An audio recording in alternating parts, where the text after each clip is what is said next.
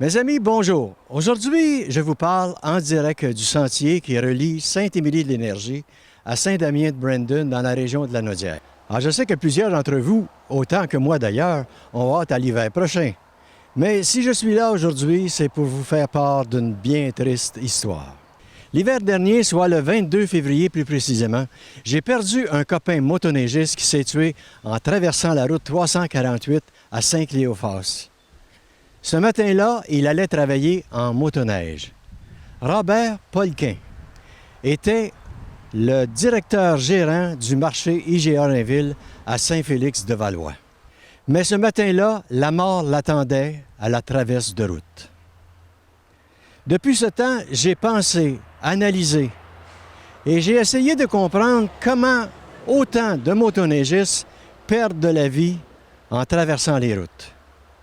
La réponse, vous la trouverez dans la lettre que j'ai envoyée il n'y a pas si longtemps au nouveau ministre du ministère des Transports du Québec, M. Laurent Lessard. Monsieur le ministre Laurent Lessard, bonjour. Suite au décès de M. Robert Polquin en février dernier, j'ai fait quelques tentatives pour informer les gens et surtout réagir à ces pertes de vie aux traverses de route. Depuis quelques années, le nombre croissant d'incidents aux traverses de route sont plus que problématiques. La plupart du temps à cause de la disparition des signaux d'arrêt obligatoires. Les clubs de VHR ont la responsabilité de mettre la signalisation dans leurs sentiers, ce qu'ils font très bien. La problématique vient du fait que cette signalisation n'est pas permanente et doit être enlevée après chaque saison.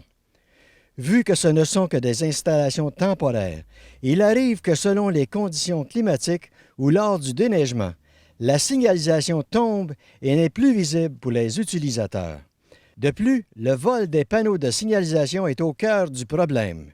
Que ce soit pour la revente d'un métaux ou tout simplement pour un souvenir, la disparition d'un panneau arrêt obligatoire sur une traverse de route peut s'avérer mortelle pour les usagers.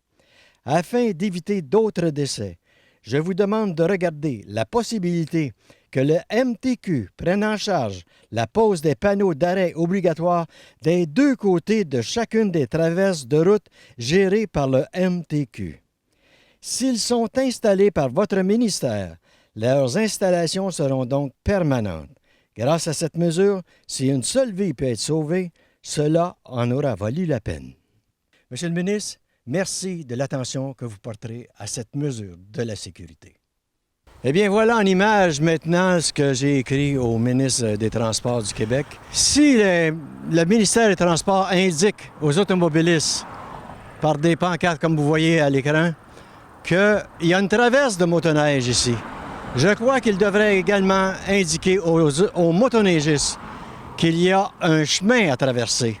Et la seule façon de le faire, c'est en mettant un arrêt directement planté juste vis-à-vis l'autre pancarte qui ne touche absolument pas au terrain privé, mais qui est sur le bord des routes. Alors, il faut croire également que les motoneigistes ont un permis de conduire et ils payent un enregistrement, leur plaque, et en plus un droit de passage pour l'hiver.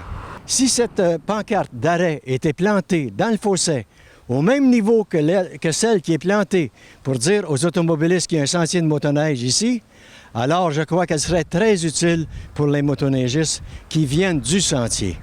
Ici Bob Petit, je vous souhaite à tous une très bonne saison de motoneige et surtout, soyez prudents.